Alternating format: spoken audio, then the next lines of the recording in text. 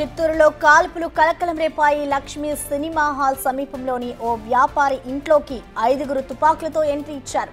2 తుపాకులతో కాల్పులు జరిపారు. తెలివిగా తప్పించుకున్న వ్యాపారి పోలీసులకు సమాచారం ఇవ్వడంతో సీన్ మారింది.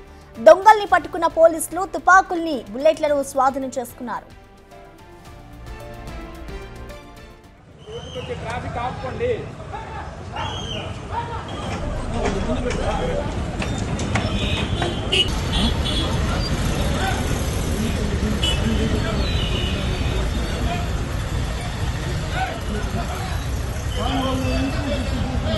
ట్రాఫిక్ ఆపుకోమన్నారా బాబు? వాళ్ళకి ఎన్నిసార్లు చెప్పాలి? All staff road traffic ఆపుకోండి.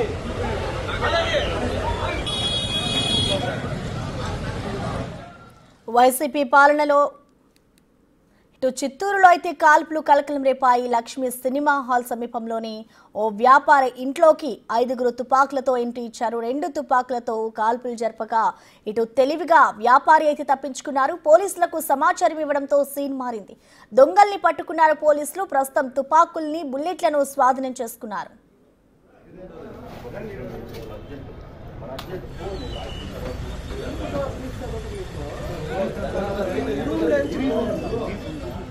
దీనికి సంబంధించిన పూర్తి సమాచారాన్ని మా ప్రతినిధి దామోదర్ అందిస్తారు. దామోదర్, చెప్పండి, అసలు వ్యాపారి ఇంట్లో దొంగలు ఎందుకు కాల్పులు జరిపారు? దీనికి సంబంధించిన పూర్తి అప్డేట్స్ ఏంటి? ఆ పోలీసులు దీనికి సంబంధించి ఏ విధమైన విచారణ చేస్తున్నారు? ఈ ఘటన ఎప్పుడు చోటు చేసుకుంది దామోదర్? ప్రసన్న పట్టపగలే ఏదైతే తెల్లవారు ఉదయమే దోపిడీ ప్రయత్నం చేశారు చిత్తూరులో.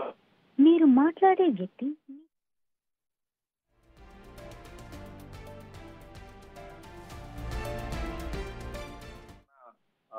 ఒక స్వీట్ షాప్ యజమాని, కిడ్వర్డ్స్ షాపింగ్ యజమాని ఇంట్లోకి పోలీసులు ఏదైతే దొంగలు దూరారు, 2 తుపాకులతో కాల్పులు కూడా జరిపిన పరిస్థితి.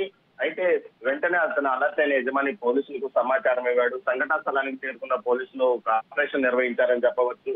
ముఖ్యంగా ఏదైతే దీనికి సంబంధించి మీరు మాట్లాడే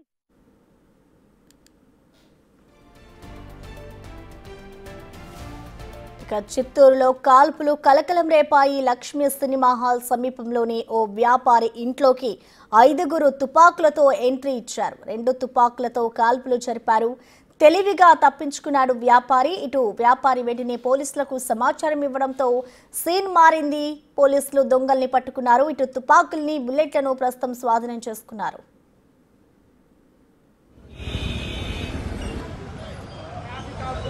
బాబు వాళ్ళకి ఎన్నిసార్లు చెప్పాలి? All staff road traffic ఆపుకోండి.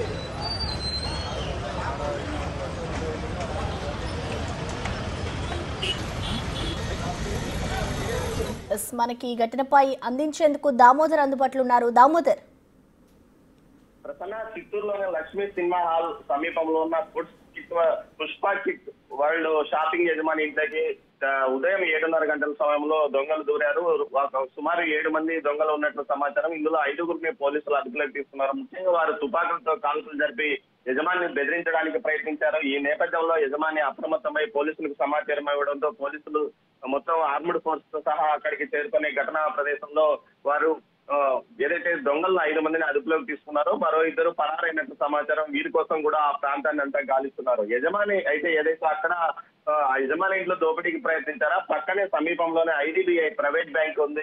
ఏదైతే ఐడిబిఐ బ్యాంక్ ఉంది, ఆ బ్యాంక్ లో చోరీకి ప్రయత్నం చేశారా అన్న నేపథ్యంలో కూడా పోలీసులు విచారణ కొనసాగిస్తున్నారు. మొత్తం మీద అయితే ఉన్నటువంటి పట్టపగలే దోపిడీకి రావడాన్ని ఇది కావాలని ఏదైనా కుట్ర కోణంలో అతని మీద దాడి చేయడానికి వచ్చారా, దొంగతనానికి వచ్చారా అన్న కోణంలో కూడా పోలీసులు దర్యాప్తు చేస్తున్నారు.